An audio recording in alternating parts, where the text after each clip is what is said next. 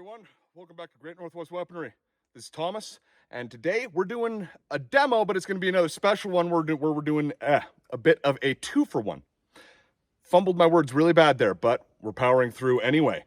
So what you just saw is the Astra 400 chambered in 9mm Largo. This is definitely an interesting piece. Both of these, by the way, belong to my buddy Dylan, not to myself. And the other gun we have with us today, the Astra 600, chambered in 9mm Luger.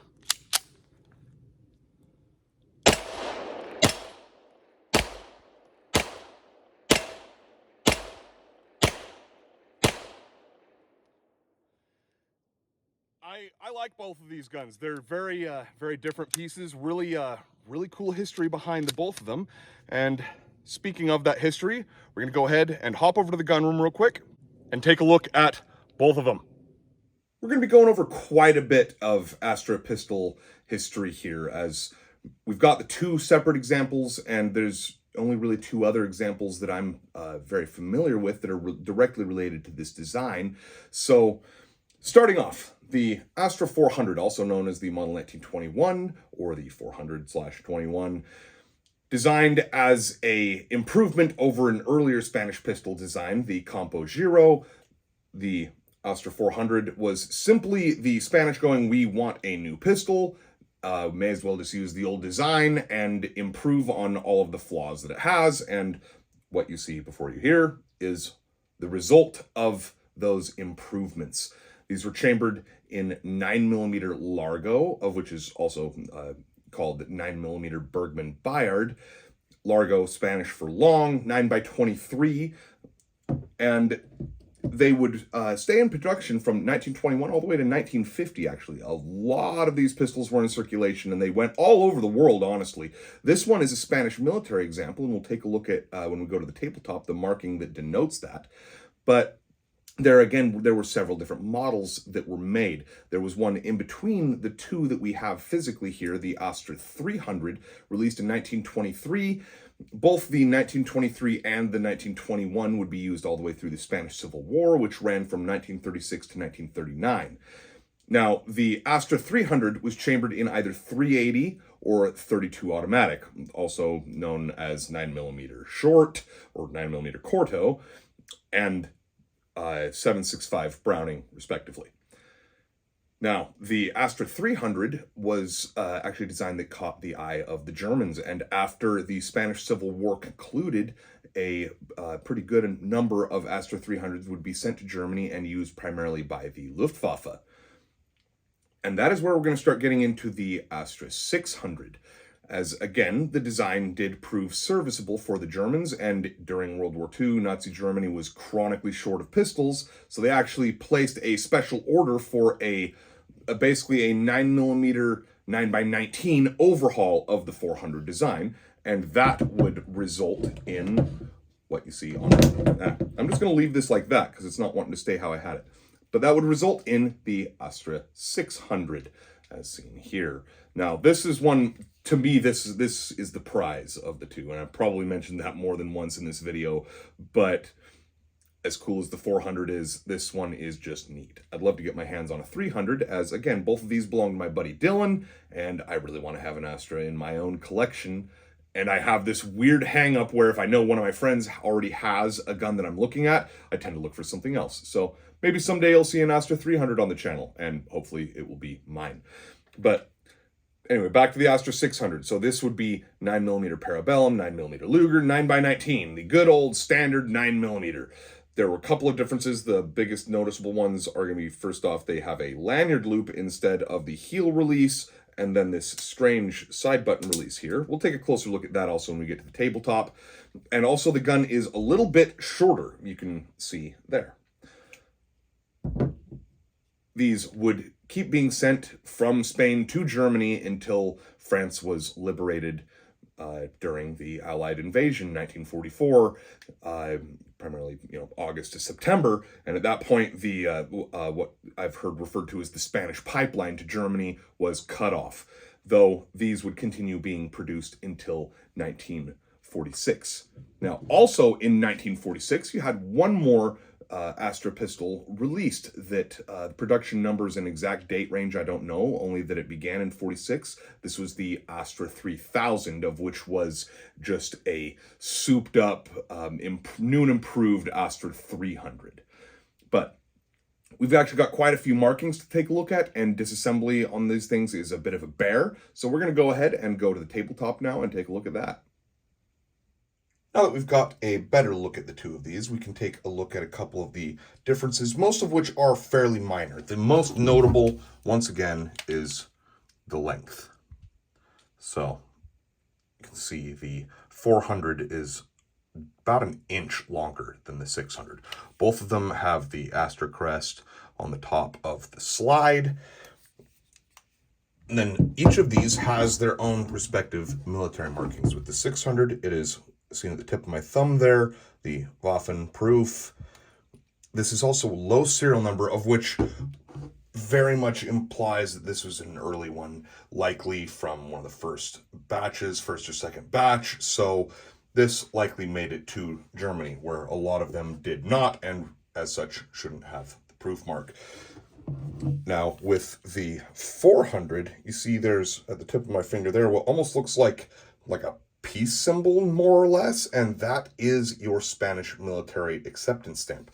Now, I know Dylan had done some research into the serial number on this one and determined that it was from the 20s. I don't remember the exact year off the top of my head, and he did not answer my text prior to the making of this video, so all that I know is that this is a relatively early one, and the wooden grips definitely is an indicator of that, as these did have various different grip patterns later, but the wooden checkered grips as seen here definitely denotes it being an earlier example. Now, we'll take a closer look at the magazines here, just to satisfy my need to discuss this, but we will be taking a look at this again when we go out to the range here in a moment. But you can see standard European heel release on the 400, and then on the 600, it's this very different kind of on the left side of the grip button. Now, we're going to go ahead and do disassembly, and we're going to use the 600 for this. So I'm going to set the 400 just kind of off the corner of the screen there. Disassembly of these things is an absolute nightmare. So here we go. First things first, I'm going to remove our mag.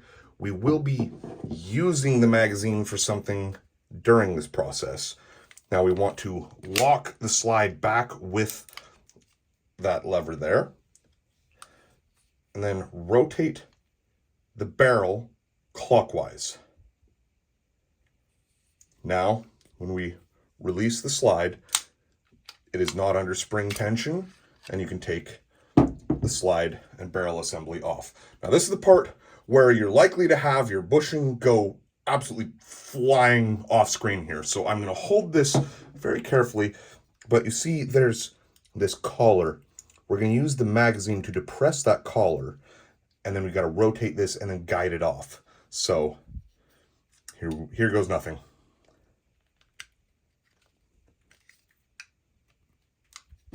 All right, gripping it tightly because the collar is depressed. Oh, rotated, full rotation. All right, let's try that again. Okay, collar is now depressed. There we go. And we managed to not have everything go flying. Now, this bushing is a two-piece setup here, and when we go to reinsert it into the gun, you actually want these two pieces lined up like so. You do not want it like that. If it is in that configuration, of which is how it actually sits inside the gun, you will not get it back on. So go ahead and leave this like that. Take out the recoil spring, and then your barrel. Rotate until you can see those teeth sticking upward, and that is all she wrote. Now, to get this whole thing back together, reinsert your barrel. You want it about in that position. You see there's this P stamped on the barrel here, and you want that facing pretty much straight up. Though that is less of a concern at this moment, as the next part of this process is where you see me desperately fight to get this back in. So what we're going to do here is we're going to place it on, and we're just going to try and shove it back into place. I am resetting as I fight this every single time. So we want that lined up as good as possible. And then we are trying to get that edge lined up with the gap seen in there. And here we go.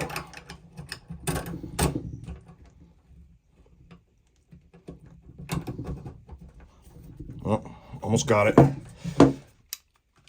Now, once you've got it in, you got to twist until you hear that, the bushing snapping back into place.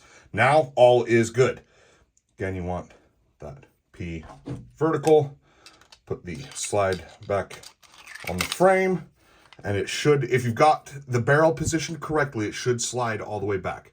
You want to find the spot where it locks, and now rotate your barrel. And this part can be a little finicky too. There we go. Rotate your barrel counterclockwise until it stops. Now you should be under spring tension, and you can release the slide. And that is all she wrote. I am not going to be doing that with the 400 as well, as the disassembly process is exactly the same between the two. So now that we managed that barely, let's go ahead and go back out to the range and put a few more rounds through each of these. Now, while the loading process for each of these is the same, the unloading process has a slight variance. So we're actually going to look at them each separately. Up first, we've got the 400, and we're only going to do 4 rounds through each here, so half a mag. They do hold a full 8 rounds per magazine. It's going to be pretty simple. You're just going to put it in the bottom, and with the 400, it is the heel release, the more traditional style heel release. So I kind of rock it in and then slam it home. And then you just rack the slide and you're good to go. Now the safety is kind of goofy. It's this little lever on the side here. So you rotate that, and let's actually go ahead and test and see if the safety is functional. All seems good. Turn the safety off, and 4 shots. All right, should lock open on empty. And then with this one again, heel release. So push back with my thumb and pull. Just using the foot of the magazine there. Now, actually, I'll go ahead and drop the slide for the other one.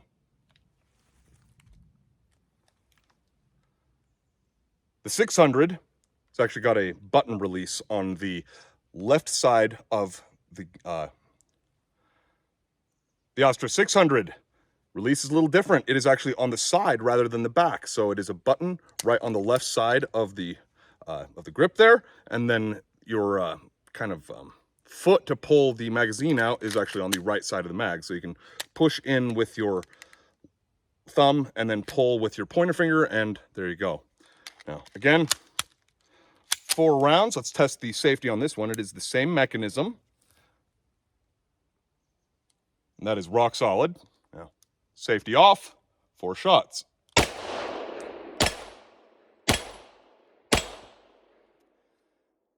Now, I honestly love both of these. For history's sake, I think the Astra 600 is a little cooler.